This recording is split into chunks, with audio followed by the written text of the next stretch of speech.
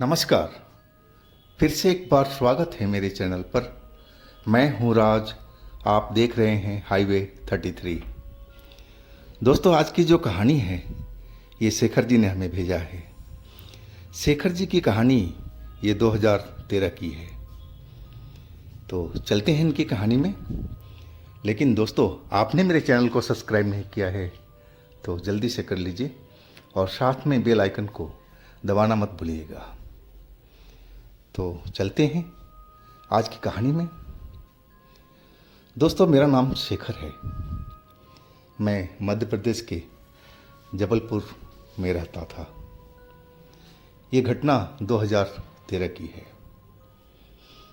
मैं एक फर्म में काम करता था। मार्च का महीना था और क्लोजिंग चल रहा था ऑफिस का। लेकिन मुझे घर पर गांव पर जाना ज़रूरी था। मेरे गांव में संडे को दिन एक पूजा होने वाला था घर में, और उसमें मेरे रहना ज़रूरी था। मेरी पत्नी माँ मेरे पास ही रहती थी, लेकिन मैंने उनको भेज दिया था गांव में कि आप लोग चले जाओ। अब मैं कोशिश करूंगा कि शनिवार की रात को मैं निकल पड़ूँ यहाँ से काम निपटा करके, और मैं रात तक पहुँच जाऊँ। अब माँ और मेरी पत्नी तो पहुंच चुके थे। अब इंतज़ार था मेरा। मैं ऑफिस के काम अपना जल्दी जल्दी निपटा रहा था।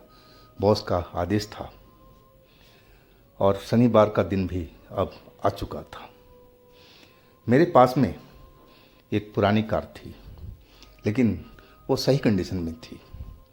वक्त वक्त में सर्विस कराता रहता था, तो ले दे करके कार अच्छी कंडीशन में थी। कार मुझे वो कहीं पर धोखा नहीं दिया है। अब शनिवार का काम निपटा कर के मैं अपने गांव की तरफ निकलने लगा था। जो भी ज़रूरी सामान था मैं अपने घर से ले लिया था पैक करके, और डिक्की में रख लिया था। अब फिर मैं हाईवे पर निकल चुका था। वहाँ से कम 5 साढ़े 5 घंटे का यात्रा थी, और वो यात्रा मैं आज अकेले ही कर रहा था। आधा रास्ता के आसपास मैं पहुँच चुका था। मुझे अब शरीर में थकावट सी होने लगी थी। एक तो दिन भर मैं ऑफिस में काम में जुटा रहा, और ऊपर से अब मुझे ड्राइविंग करनी पड़ रही थी, वो भी रात के टाइम में। मेरा मन हुआ कि थोड़ा देर सुस्ता लिया जाए और किसी ढाबे पर रुक करके थोड़ा चाय पानी पी करके या तब निकला जाए। अब फिर मैं एक जगह ढाबे पर अपनी कार को लगा दिया। अब फिर चाय पीने में बैठ गया था। मेरी पत्नी से फ़ोन पर बात चल रही थी, और मैं बोलने लगा कि देखो, मैं यहाँ तक पहुँच गया हूँ और मैं देर रात तक कोशिश करूँगा कि पहुँच जाऊँ, क्योंकि आधा रास्ता तो मैं पार कर लिया था। पत्नी बोलने लगी कि देखो जी, वो शॉर्टकट वाले रास्ते से बिल्कुल मत आना। थोड़ा रास्ता जो घूम के आता है, जो नया रास्ता बना है, उस रास्ते से ही गांव में आना। जल्दी की वजह से तुम इधर से मत आ जाना, से मम्मी ने मना किया है। और लो, मम्मी से ही बात कर लो। अब मम्मी फ़ोन पर थी और मुझे समझाने लगी कि बेटा, इस जंगल वाले रास्ते से बिल्कुल मत आना। चाहे ज़्यादा से ज़्यादा टाइम लग जाए, वो तुम नए वाले रास्ते से घूम करके ही आना गांव में। कि बेटा, ये रास्ता बिल्कुल अब ठीक नहीं रहा। इसमें तरह तरह की बातें गांव में सुनने को मिलती है। मैं माँ को बोला कि ठीक है माँ, जैसा कहोगे मैं वैसे ही करूँगा। और बोला ज़रा पत्नी को मेरा फ़ोन दो। अब फिर मैं पत्नी को सुनाना शुरू किया। नहीं, तुम तो पढ़ी लिखी हो, समझदार हो, और तुम किस ज़माने की बात कर रही हो। हम तो नहीं मानते इस चीज़ को कि कोई भूत प्रेत नाम का जीव भी रहता है इस दुनिया में। कैसी हो तुम? तुम्हें तो माँ को समझाना चाहिए था। अब मैं पत्नी को बहुत कुछ सुनाया और बोला मैं उसी रास्ते से आऊँगा जिस पर तुम लोग मना कर रहे हो। लेकिन पत्नी ने समझी कि मैं मजाक कर रहा हूँ, वो ज़ोर ज़ोर से हंसने लगी थी। बोली, मुझे पता है अब तुम उस रास्ते से बिल्कुल नहीं आओगे। और ऐसी ही हमारी नोक-झोंक चलती रहती थी। मैं चाय तो ख़त्म कर लिया था और फ़ोन पर बात भी पूरी हो चुकी थी। अब मैं पैसे चुका करके अपनी कार के पास पहुंच गया तो मैं देखा एक अधेड़ व्यक्ति मेरे कार के पास में खड़ा है। उसके हाथ में एक थैला था और एक छोटे से डंडे में एक लाल झंडा लगा हुआ था। मुझे लगा कि कहीं ये तीर्थ यात्रा करके आ रहा है या किसी मंदिर से आ रहा है लौट करके। और पैर में चप्पल तक नहीं थे। मैं पहुंच गया और बोला, चाचा क्या बात है, मेरी कार में क्या देख रहे हो, कहाँ जाना है आपको? वो मेरी तरफ देखने लगा एकटक। मैं देखा उसके पैरों में तो सूजन आई हुई थी। दोनों पैर मोटे मोटे से हुए पड़े थे और होठों पर पापड़ी सी बनी हुई थी। लग रहा था जैसे वो कुछ खाया पिया नहीं है। मुझे देख करके बहुत दया आई। मैंने बोला, चाचा कहाँ जाओगे आप, कुछ तो बताओ। फिर वो धीरे से एक गांव का नाम बताया जो मेरे गांव का बगल में ही था। नहीं चाचा फिक्र मत करो, मैं आपको ले चलूँगा, मेरा गांव का नाम ये है और उसी के बगल में आपका गांव है। मेरा इतना कहते ही उसके चेहरे पर एक मुस्कान सी आ गई थी। और फिर मैंने बोला, चाचा देखो मैं तो अब निकल रहा था, लेकिन तुम्हारी हालत देख करके मुझे लग रहा है कि तुम खाना नहीं खाए हो, पानी नहीं पिए हो।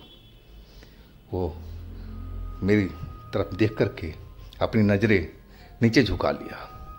मैं समझ चुका था कि ये खुददार इंसान है और ये मांगने वालों में से नहीं है। मैं उनका हाथ पकड़ करके बोला, चाचा चलो आप पहले कुछ खा लो, अब पानी वानी पी लो, अब हम इसके बाद चलेंगे, आप टेंशन मत लो, ज़रा भी समझ लो कि आप घर पहुंच गए हो। मैं फिर दोबारा ढाबे में पहुंचा, उनको नाश्ता पानी कराया।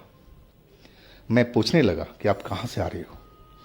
तब उन्होंने बताया कि मैं गांव से गया था, एक देवी माँ के मंदिर, एक मान्यता थी उसको पूरा करने के लिए।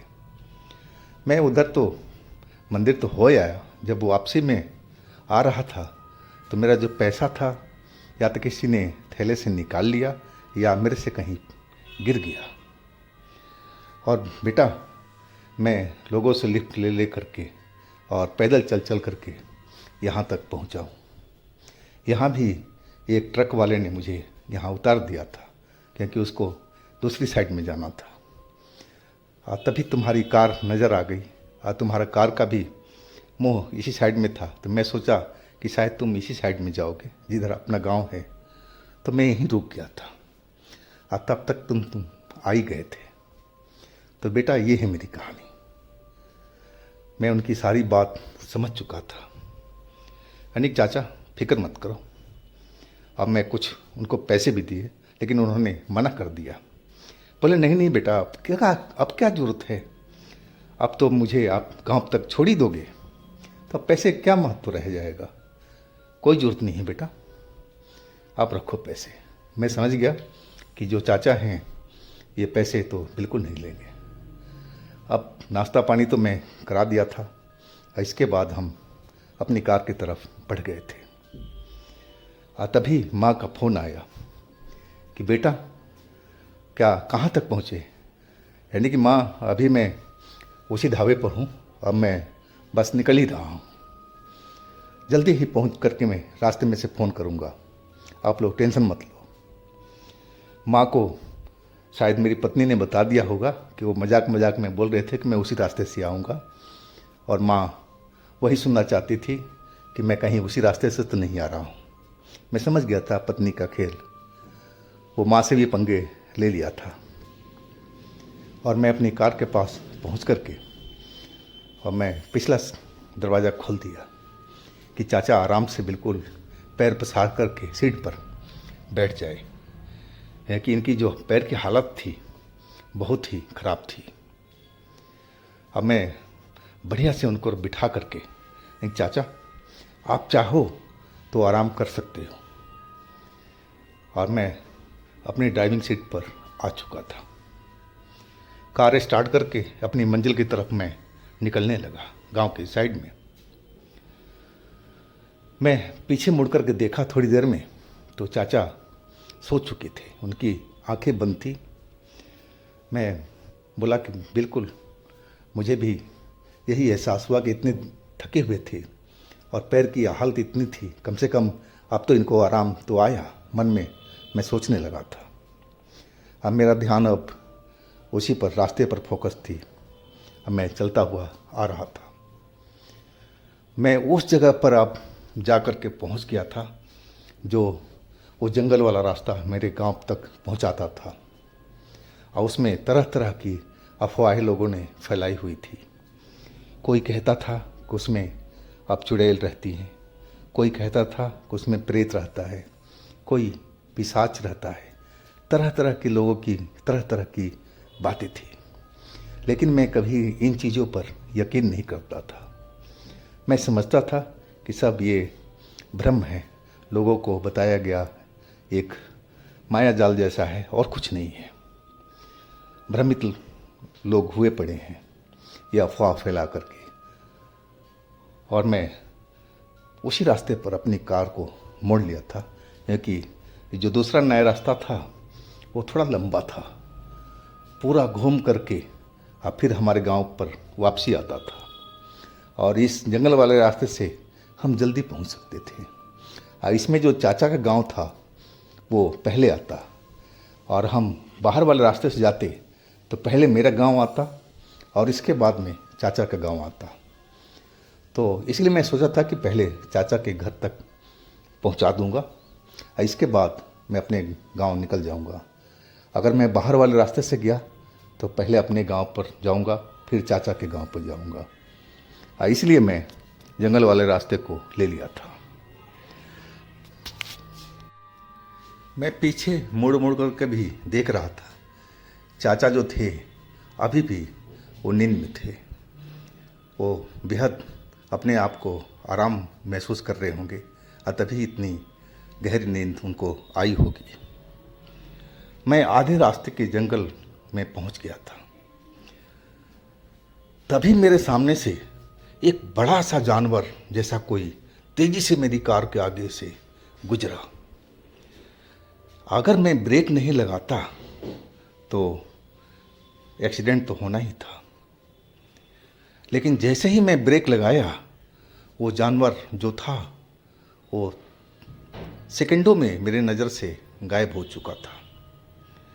ब्रेक तो अब मेरी गाड़ी की लग चुकी थी और मैं एकदम सन्न सा रह गया था। अचानक आप तेज स्पीड में जा रहे हो और आपके सामने से कोई जानवर दौड़ता हुआ पार कर जाए रास्ते को, तो उस टाइम आप क्या महसूस करोगे? वही हाल मेरे साथ में था। मैं बिल्कुल सन्न सा रह गया था। ब्रेक लगा दी थी, मेरी गाड़ी रुक गई थी, और मैं पीछे देखा तो चाचा भी अब जाग चुके थे।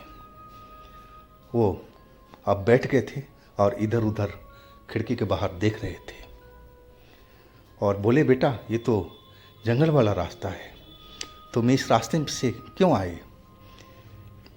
मैं कुछ नहीं बोल रहा था, मैं तो बिल्कुल सन्न था।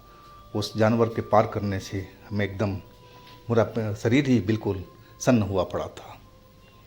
और वो जो चाचा थे वो बोलने लगे, बेटा गाड़ी मत रोको यहाँ पर, अब चला लो, ये रास्ता बिल्कुल सही नहीं है। मेरी गाड़ी ब्रेक मारते ही बंद हो गई थी। अब मैं गाड़ी को स्टार्ट करने लगा, लेकिन गाड़ी तो स्टार्ट ही नहीं हो रही थी, पता नहीं क्यों। अब मेरे बार बार मैंने गाड़ी को स्टार्ट करने की कोशिश करने लगा, लेकिन गाड़ी तो बिल्कुल स्टार्ट होने की नाम ही नहीं ले रही थी।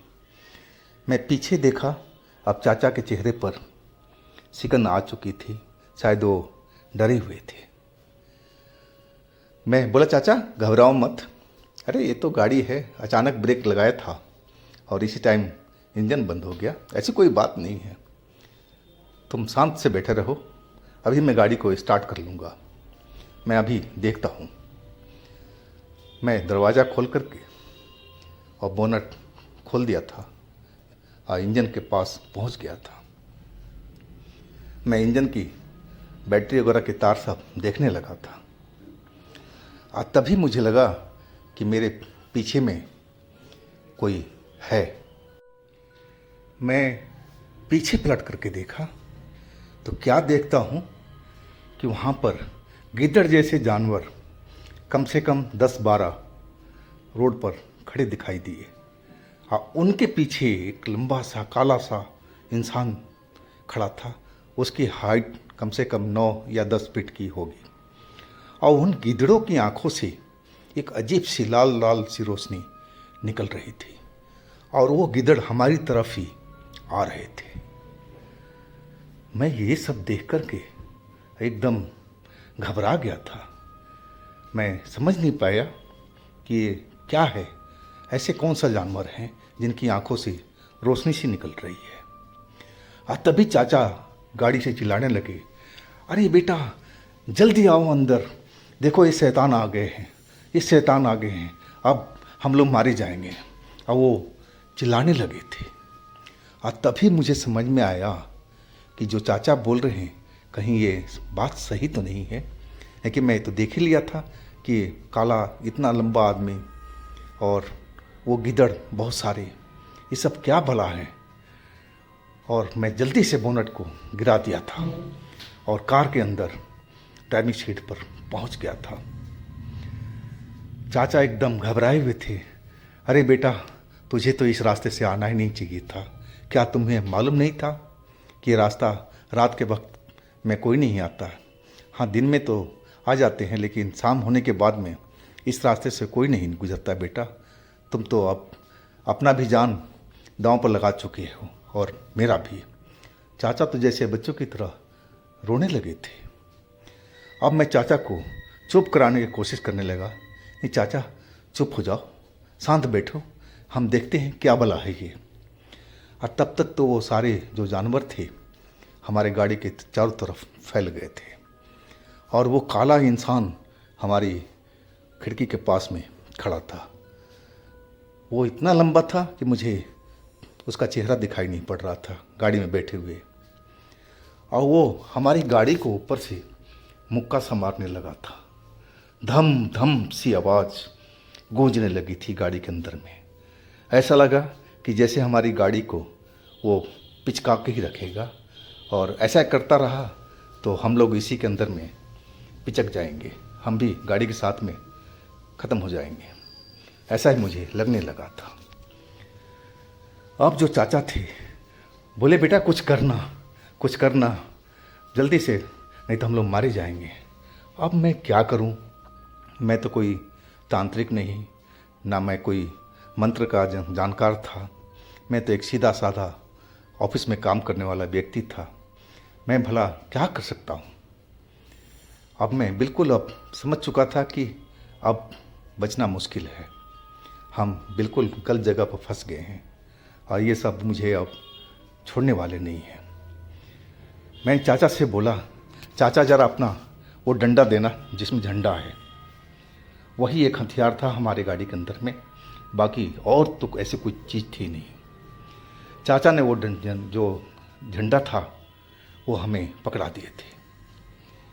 मैंने खिड़की खोल करके और उस काले आदमी को जो हथौड़ी जैसे अपने हाथ मेरी गाड़ी के ऊपर में मारे जा रहा था और मैं उसे डंडे से खोद दिया था उसके पेट में। और उसी समय जो कारनामा हुआ था मैं देख करके एकदम हैरान रह गया था। जैसे ही डंडा उसके बदन से छुआ था वो तो एकदम दहाड़ उठा था, जैसे उस पर बिजली गिरी हो। वो एकदम रोड के बगल में जा कर के गिरा और एकदम रोड पर छटपटाने लगा था। उसकी जो लंबी हाइट थी वो धीरे धीरे धीरे धीरे एकदम छोटी होती जा रही थी और एक वो जैसे गिद्धड़ थे उन्हीं के जैसे वो बन चुका था। हाँ, जो आसपास में जो गिदड़ थे वो एकदम से गायब हो गए थे। हम गाड़ी के अंदर बैठे हुए अभी भी मेरा हाल पूरा हो चुका था। मैं समझ चुका था कि जो मेरी माँ ने बोला था, जो चाचा बोल रहे हैं, जो मेरी पत्नी बोली है, या गांव वाले जो बात सुनाते थे, वो बात बिल्कुल सही है, बिल्कुल सही बात है। ये सब वही सब चीज़ हैं, ये प्रेत हैं और ये हमारा शिकार करने के लिए आए थे। और थोड़ी देर के बाद में वो जो गिदड़ बना हुआ था, काला वाला इंसान, वो भी अब मुझे दिखाई नहीं पड़ रहा था। लेकिन डर का ऐसा हालत था, चाचा तो बिल्कुल रोए जा रहे थे और हम तो बिल्कुल सन्न सा बैठे हुए थे, जैसे मैं फ्रीज हो चुका हूँ। सब देख रहा था, समझ रहा था, लेकिन मेरा जैसे हाथ पैर बिल्कुल काम ही नहीं कर रहा हो, डर के मारे। ऐसी हालत हुई पड़ी थी। आखिरकार अब माहौल वहाँ का शांत हो चुका था और चाचा का रुलाई अभी भी जारी था। अब मैं अपने जैसे होश में आया। मेरी बस यही मन किया कि मैं जल्दी से गेट खोलूं और पैदल ही भाग चलूं। यही मेरा मन हुआ था, लेकिन मैं चाचा का हाथ देख करके मैं गाड़ी से उतर नहीं पाया। अब मैं गाड़ी को दोबारा स्टार्ट करने की कोशिश करने लगा और कुछ ही देर की मेहनत के बाद में गाड़ी मेरी स्टार्ट हो चुकी थी।